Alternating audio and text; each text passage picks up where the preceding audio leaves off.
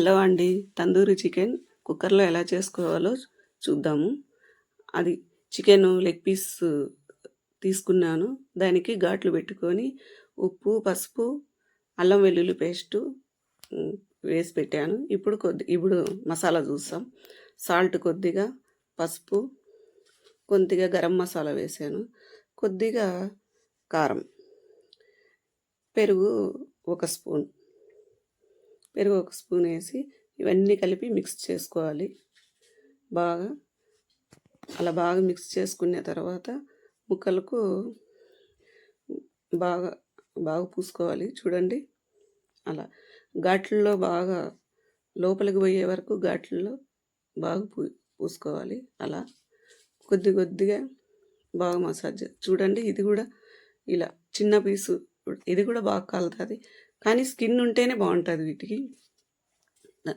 Tandoori chicken ఇలా 1 hour తర్వాత 1 hour పక్కన పెట్టిన తర్వాత తీసుకున్నాము. దానికి నెయ్యి వేసి పెట్టాను కొద్దిగా పైన. ఇప్పుడు ఇలా కుక్కర్ తీసుకొని వాటిలో చూడండి ఆ ప్లేట్ పెట్టాలి.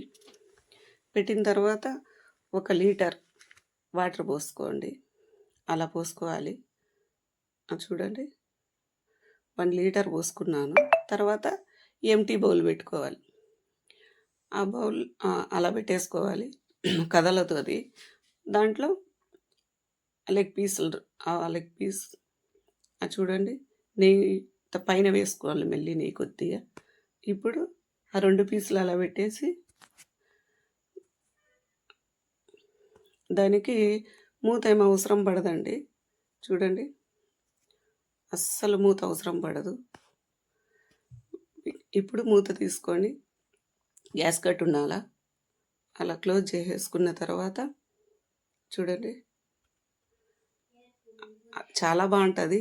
ట్రై చేయండి. చూడండి, బాగా ఉడుకుతుంది. ఆవిరికే ఆ స్టీమ్లోనే బాగా లోపల నుంచి జ్యూసీగా వస్తుంది. ఇంకా అస్సలు విజిల్ అవసరం లేదు. ఒక 5 మినిట్స్ హై ఫ్లేమ్లో పెట్టుకున్న తర్వాత ఇప్పుడు చెక్ చేసుకోవాలి. 40 మినిట్స్ ఉండాలి. 40 మినిట్స్ తర్వాత తీసాను చూడండి. సిమ్లోనే 40 మినిట్స్ పెట్టాను. ఇప్పుడు తీసి ఇలా గ్యాస్ పైన ఇలా కాల్చుకోవాలి. బాగుంటుందండి.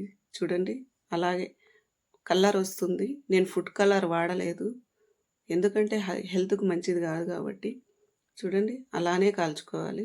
కలర్ మారుతుంది చూడండి. ఇప్పుడు రెడీ అయిపోయింది. చూడండి, ఎమ్మీగా ఎంత బాగా వచ్చిందో, కలర్ఫుల్గా వచ్చిందండి. చూడండి ఎంత చక్కగా ఉందో.